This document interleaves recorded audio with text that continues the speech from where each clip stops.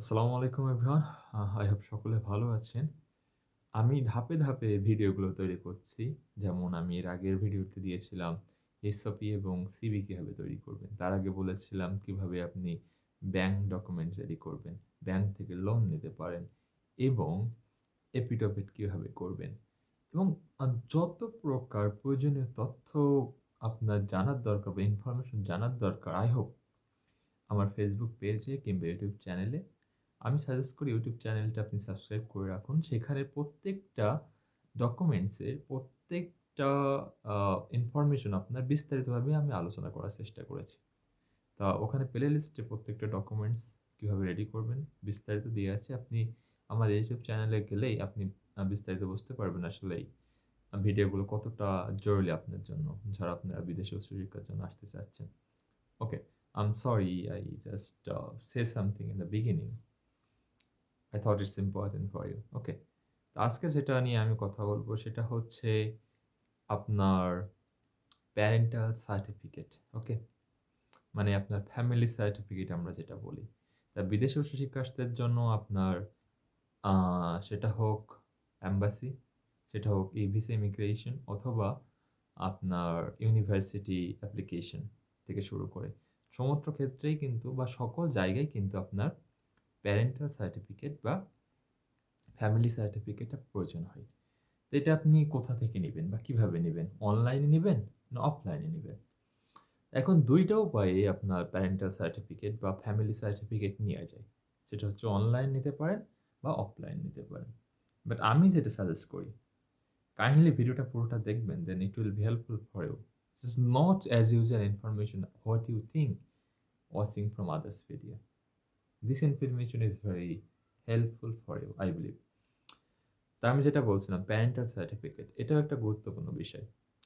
তো এখন যারা এপিঠ-ওপিঠ করেন, এপিঠ-ওপিঠ করার পরে প্যারেন্টাল সার্টিফিকেট নিতে গেলে আপনার একটা নামের কিন্তু গরমিল হয় এপিঠ-ওপিঠের সাথে আবার বা আইডেন্টিটি কার্ডের সাথে। সেখানে আপনি অনলাইনে যদি নিতে যান, সেখানে অনলাইনে একটা জাস্ট সিম্পল টেমপ্লেট ব্যবহার করে ইউনিয়ন পরিষদ, কাউন্সিল কিংবা আপনার পৌরসভা। সিম্পল একটা টেমপ্লেট ব্যবহার করে। সেই টেমপ্লেটে কিন্তু আপনি বলতে পারছেন না যে আমার বাবা-মা the same person like এপিঠ-ওপিঠে। এপিঠ-ওপিঠিতে আপনি বলছেন সেম পারসন এপিঠ-ওপিঠে যে তারাই আমার বাবা-মা। তাই না? কিন্তু আপনি যখন ফ্যামিলি সার্টিফিকেট নিতে যাবেন, যদি অনলাইন নেন, সেখানে কিন্তু আপনার নিজের মতন করে আপনি বলতে পারছেন না যে তারাই আমার বাবা-মা। সেটা আপনার অনলাইন অটোমেটিক হচ্ছে। নামের যে গরমিল সেটা কিন্তু থেকেই যাচ্ছে। এজন্য আমি যেটা সাজেস্ট করি, যদি আপনার নামের এপিঠ-ওপিঠ থাকে, দেন গো টু অফলাইন। অফলাইনে কিভাবে করবেন? আমি সেটা আমার কম্পিউটার স্ক্রিনে দেখাচ্ছি। ওকে? প্র্যাকটিক্যালি। আর অনলাইনে কিভাবে করবেন? সেটা আপনার নামের যদি কোন গরমিল না থাকে আপনার বাবা-মার, just go for online. It's easy to get. Okay? তাদের টেমপ্লেট আছে জাস্ট আপনার বাবা, এই মা, এই গ্রামেই থাকে, আপনার পরিবারের আরো একজন সদস্য আছে। তাদের একটা তালিকা দিয়ে সেটা অনলাইনে করা হয়। এখন যেটা গুরুত্বপূর্ণ বিষয়, অধিকাংশ স্টুডেন্টদের নামের মিসম্যাচ থাকে তাদের বাবা-মায়ের সাথে কিংবা সার্টিফিকেটে, সেক্ষেত্রে আপনি কি করবেন? আপনি যদি এপিঠ-ওপিঠ করেন, অনলাইন কপি আপনি নিয়েন না। কারণ এটা মিসম্যাচ হয়ে যাবে। এজন্য আপনাকে অফলাইন কপি নিতে হবে। তো অফলাইন কপিতে নিতে গেলে আপনার পৌরসভা, ইউনিয়ন পরিষদ, কাউন্সিলে গেলে তাদের এত সময় নেই যে আপনার ইংলিশে লিখে দিবে।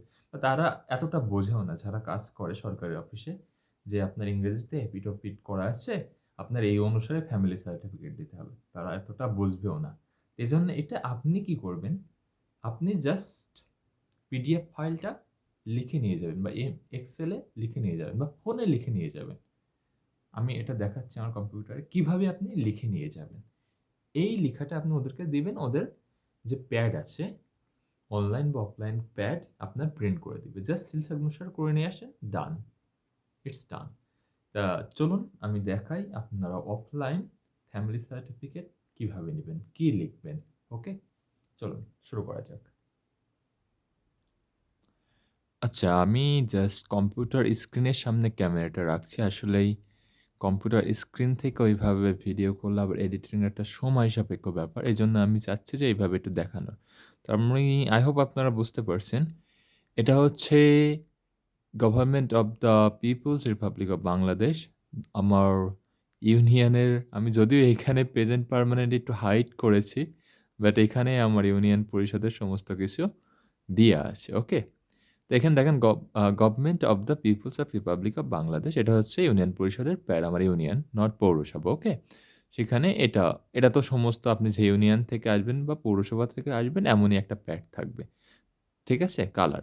প্যাড বা আপনার কম্পিউটারে তাদের একটা ডিজিটাল প্যাড থাকে বা ম্যানুয়াল থাকে। ওকে? তা ফ্যামিলি সার্টিফিকেট আপনি এভাবে লিখবেন। Okay? Family certificate. This is to certify that the family of Ismail Hossain consists of the following members. যে আমার এই কয়জন ফ্যামিলি আছে। আচ্ছা আমি এটা নটারি করে এখানে দেখেন আবার নটারি করার ৩ টে স্ট্যাম্প আছে। ওকে?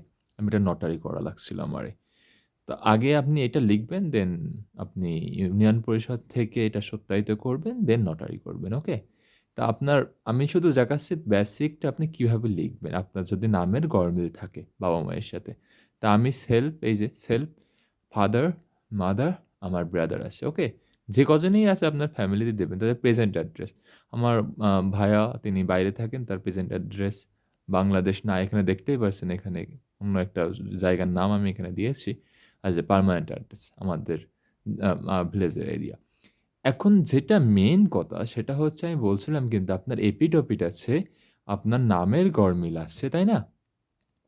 নামের যদি গরমিল থাকে আপনার বাবা-মায়ের সাথে সেখানে আপনি কি করবেন, তাই না? ওকে?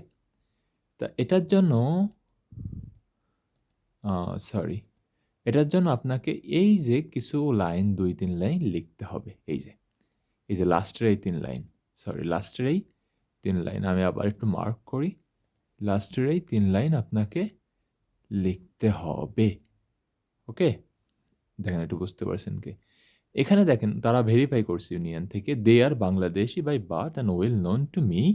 Their moral character is very good and they have a good relation with each other. I wish them very success." এটা তো থাকবেই।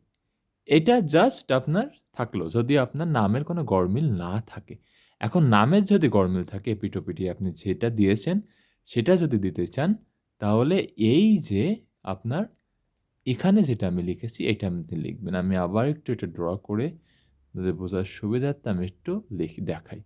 এটা বলছে, "The above name, Ismail Hossain, is the legal and biological child of Abdus Salam, also known as Mohammad Abdus Salam Mridha."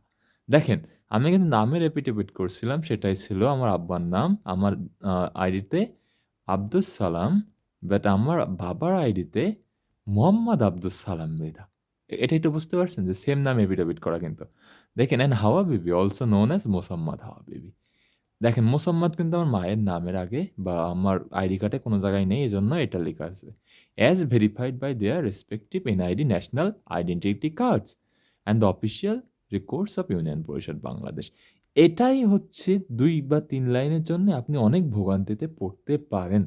এজন্যই আমি বলছি কি যারা এপিঠ-ওপিঠ করবেন তারা কাইন্ডলি অফলাইনটা করবেন। অনলাইনে এই ২-৩ লাইন লেখার কোনো সুযোগ নাই। তো আপনি এটা ইউনিয়নে গিয়ে আপনি এটা লিখে নিয়ে যাবেন। তারা শুধু আপনাকে প্রিন্ট করে ভেরিফাইড করে দিয়ে দিবে।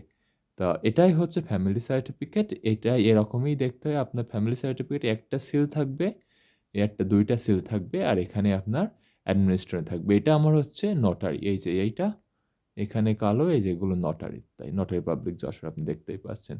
তা সকলে ভালো থাকবেন, সুস্থ থাকবেন। আর কাইন্ডলি আমার YouTube চ্যানেলটা একটু সাবস্ক্রাইব করবেন এবং Facebook টা ফলো দিবেন। আল্লাহ হাফেজ।